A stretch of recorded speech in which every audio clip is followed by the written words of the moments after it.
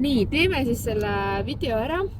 Vähemalt üritame kuskilt maalt pihta hakata, kuna lihtsalt huvitunuid on nii palju.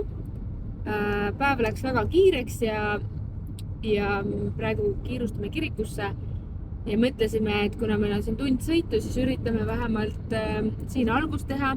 Nii et automüra natuke on, aga pole hullu, et kui kedagi väga huvitab, siis jaksate ka ära kuulata selle. Aga kuidas me siis sellele teekonnale läksime, miks me sellele läksime? Mina alustasin enne, ma olen kunagi tegelikult ketogeenset toitumist teinud. Sellest on nagu muidugi aastaid ja tegelikult tollal veel ei olnud väga palju infot üldse.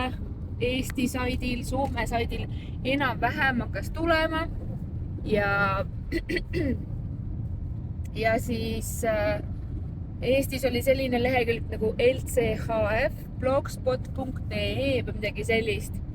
Ehk siis low carb, high fat, mis on siis sama asi nagu ketogeenne, madalad süsivesikud ja kõrge rasvasisaldus. Ja ma tegin seda, aga kuna see oli nii uus asi, siis väga raske oli teha, sest tegelikult sa ei kujuta ette, kui palju inimesed ikkagi nagu survestavad sind sööma seda kartulat ja kooki ja asju, et no üks tükike, see ju midagi ei tee, vaata. Aga tegelikult teeb küll ja teeb väga palju, aga noh, sellesse me praegu ei lähe.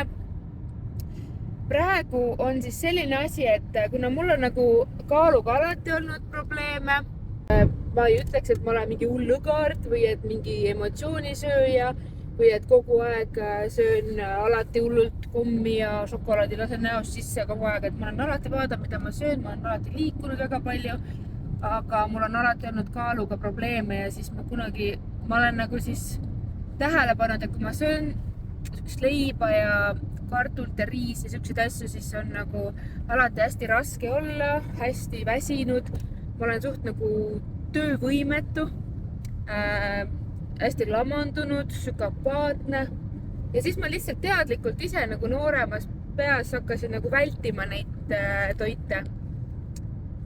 Ja siis on muidugi ka periood olnud, kus on nagu olen rohkem trenni teinud, olen vähem trenni teinud, aga noh, siuke liikumine ja eriti veel nüüd koeraga on alati olnud nagu.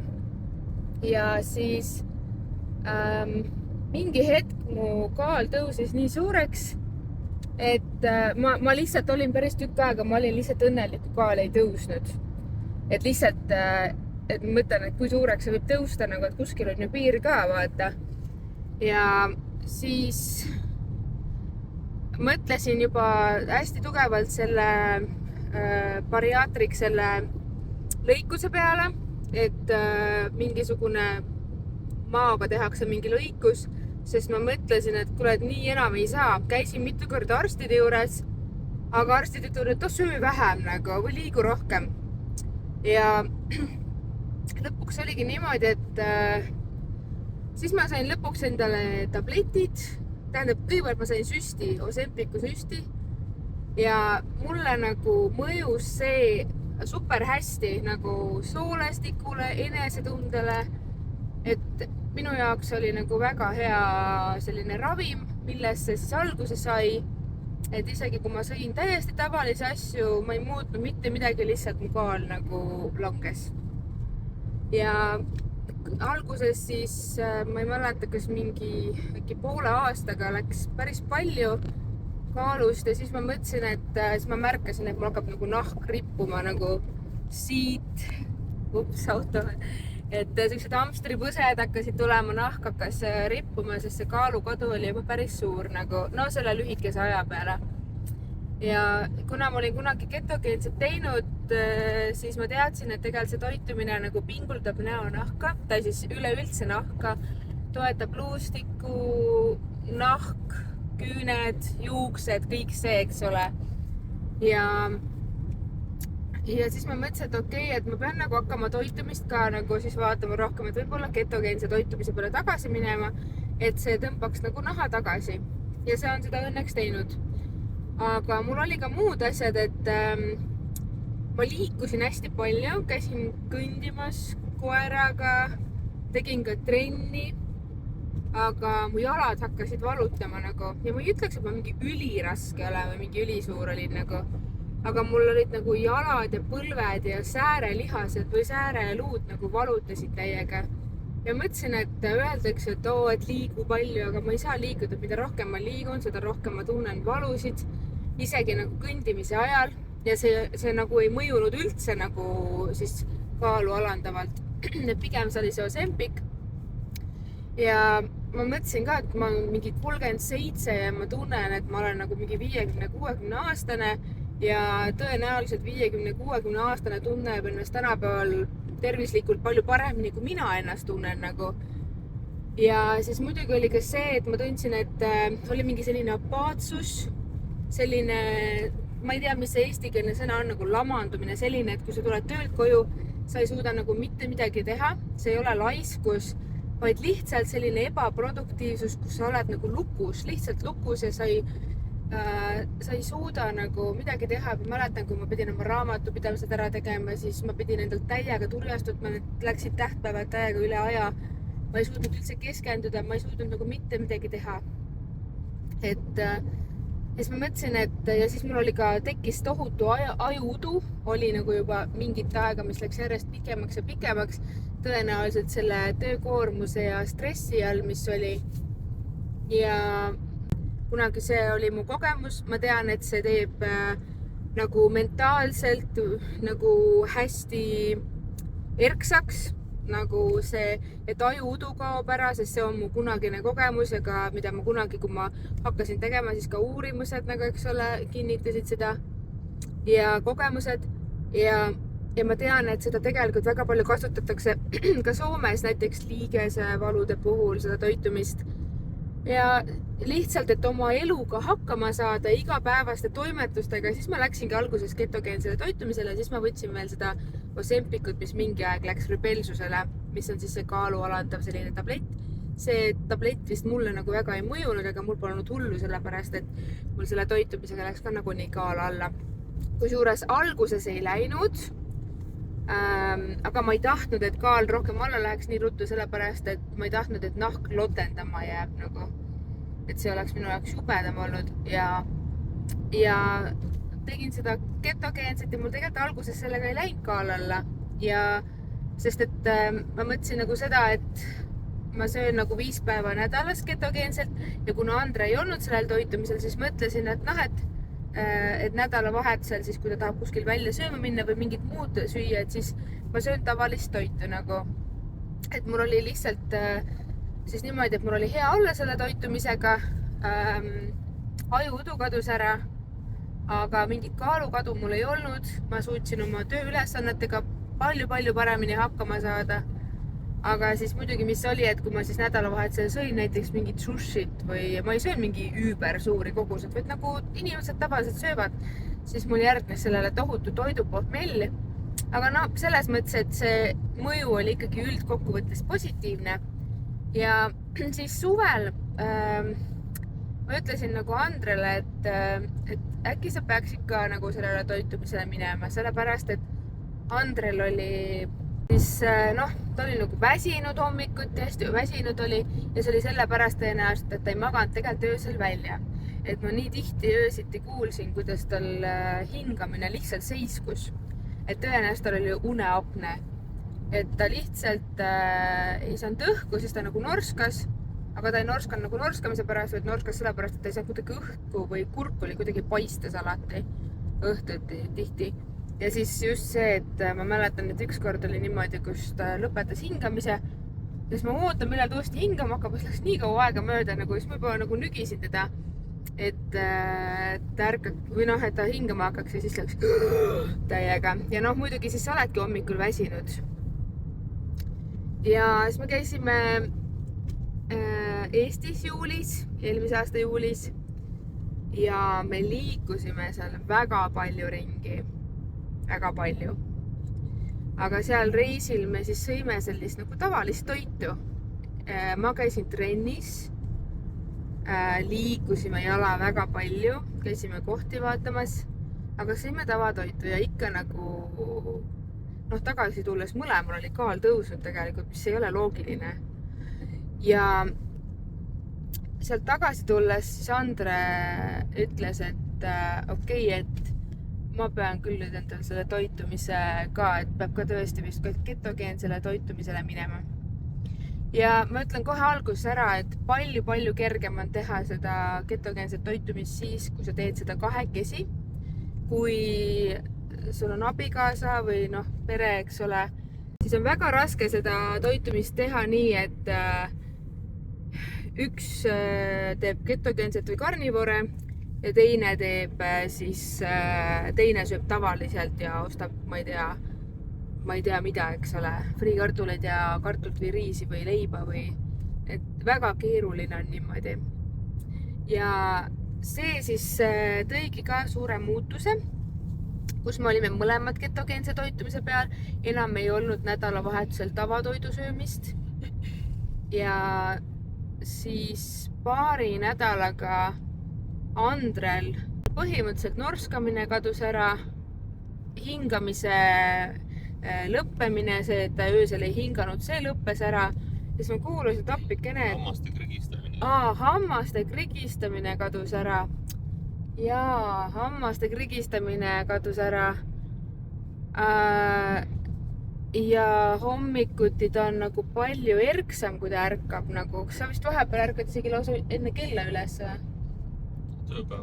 Tööpäevadel, jah, ta ärkab isegi enne kella üles, ta ärkab mingi 5 umbes. 5 ärkab, jah, et siis ärkab enne kella. Ja ma mäletan, et umbes paar nädalat läks mööda, siis ma kuulsin, et miks ma öösiti üleval, ma teen tööasju vahest nii pikalt.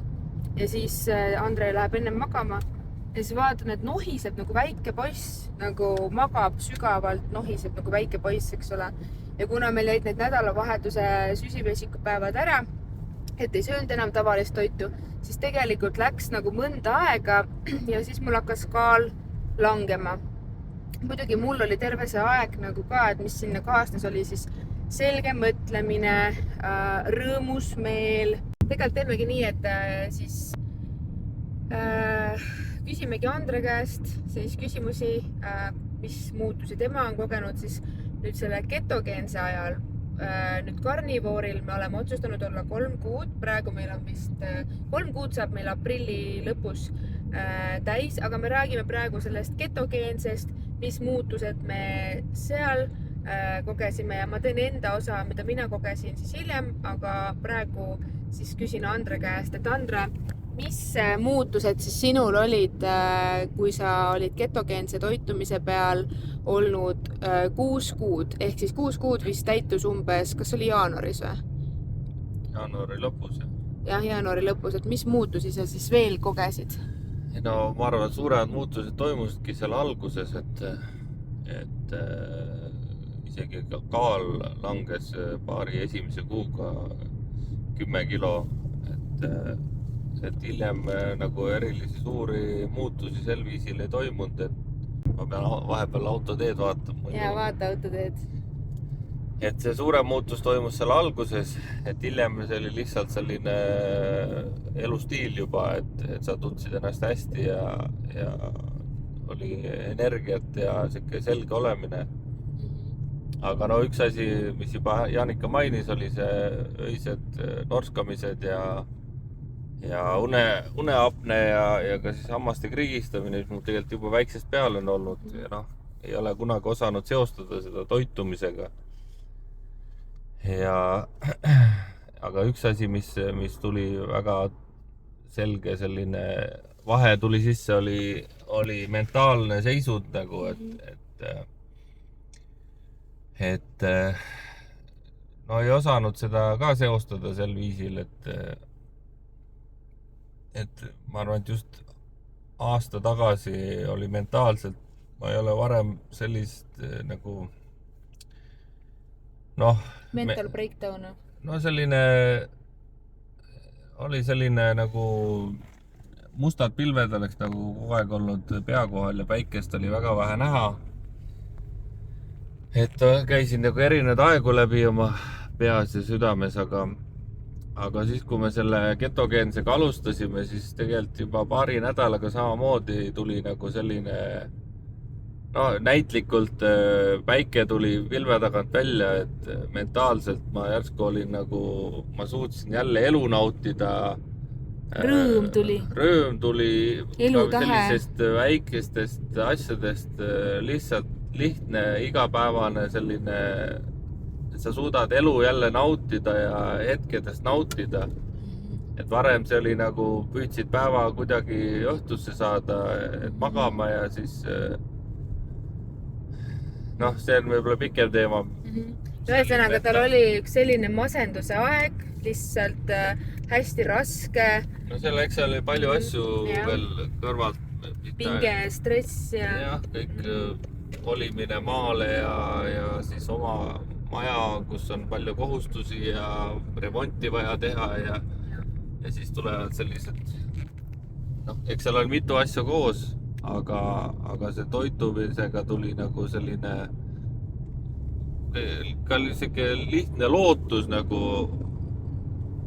elu nagu näha elu nagu lootusega. Et see on lihtsalt uskumatu, kuidas ka see nii-öelda selline toitumine mõjutab meie mentaalset seisundit. Ja siis teine asi, mis muidugi, millest väga palju ei räägita, kuna see on ju piinlik teema, millest rääkida, et mõlemad kogesime seda, et noh, kõik haistmismeeled, kõik tundlikkus, kõik nagu muutub hästi erksaks, nagu taastub täiega. Et ja noh, siis ongi see, et siis sa tunned, et abielu on ka nagu seal, noh, ta tunneb, et Andre ütles, et ma tunnen ennast nagu 20-aastane poisike jälle, ehk siis hormonaalselt ja voodielu ja kõik sellised asjad muutuvad, mitte sellepärast ainult, et sa kaalu kaotad, sellel on ka kindlasti nagu tähendus, aga tegelikult sa täiega saad aru, kuidas su organism, su hormoonid, su kogu kehavärgendus toimib jälle nagu noorel inimesel, eks ole? No toimib nii, nagu peab toimima. Just! Et minu puhul oli see, et kuna mu, noh, võib-olla väljast ei paistnud see kehakaal sellisel viisil välja, aga kui sul on ikkagi igasugune väiksemgi pingutus võtab ähkima ja ohkima, isegi sokki jälle jalga ei saanud nagu normaalselt sokki jalga panna, et pidid istuma selle asemel, et kuna kõht oli natuke suurem, kui oled harjunud, siis noh, mõtled, et suurem osa vanema keskealisi mehi lähebki selliseks, et kõht tuleb ette ja siis sa pead lihtsalt harjuma selle eluga, et noh, et see on vanema mehe elu. Paratamatus. Paratamatus, jah. Aga tegelikult ei ole. Aga jah, kui see toitumise muutus tuli, siis järsku muutus kõik see olemine nii palju kergemaks ja ka näiteks see, et kui sa näed, sul tuleb see kerge olemine, sul tuleb selline päike on väljas pilve tagant ja sul tahab tahega hakata liikuma ja trenni teha. Sellepärast, et sa lihtsalt tunned nii hästi ennast. Ja noh, see ongi tegelikult, noh, sa funktsioneerid õieti. Tegelikult see ainevahetus ju, mis toimub, noh, kui sa tead seda, mis seal nii-öelda teadus selle taga, siis sa saad aru, miks miks me muutume sellisteks sardellideks ja keha ainevahetus ei toimi enam sel viisil, nagu peaks toimima ja kõik selline... Hormoonid ei toimi nii, nagu peaks toimi ja kõik see... Masendus tuleb ja psühholoogilised probleemid tulevad ja... See, kuna viimase 100 või isegi 150 aasta jooksul on inimeste toidulaud lihtsalt nii drastiliselt muutunud võrreldes, mis varasemalt inimesed söönud, et inimese toidulaual on 50, 60 kuni 70% kõrget süsivesikut, mis koormab su organismi tegelikult üle, kuna siis sellest tulevad ka need erinevad haigused või sümptomid. Diabeet, südamehaigused, liigesevalud, reumad, Alzheimer, et me ei ole küll arstid, aga me oleme väga palju kuulnud neid, kes on nii-öelda inimese ainevahetust uurivad ja kuidas need süsteemid toimivad, siis noh, kui sa saad sellest aru, siis sa tegelikult tahad hoida ennast ja sa tead, kuidas oma kehale anda puhkust. Aga praegu siin koha peal me praegu lõpetame ja me räägime veel nendest teemadest edasi. Ma räägin ka tõenäoliselt lähipäevadel või siis äkki isegi juba täna õhtul muutustest, mida mina olen nagu kogenud ja siis me üritame veel Andrega koos ka teha mõned update'id siis ja räägime ka sellest, et miks me karnivoorele läksime ja mis muutused on siis sellega nagu kaasnenud karnivoore elustiiliga, mis see meie kehade ja hormoonide ja kogu meie nagu, mis see meiega teinud on ja miks me seda teeme. Aga täna selline väike, lühikene, kokkuvõtlik, natukene pilti andev update teile. Meie aga lähme kirikusse ja teile ka toredat päeva.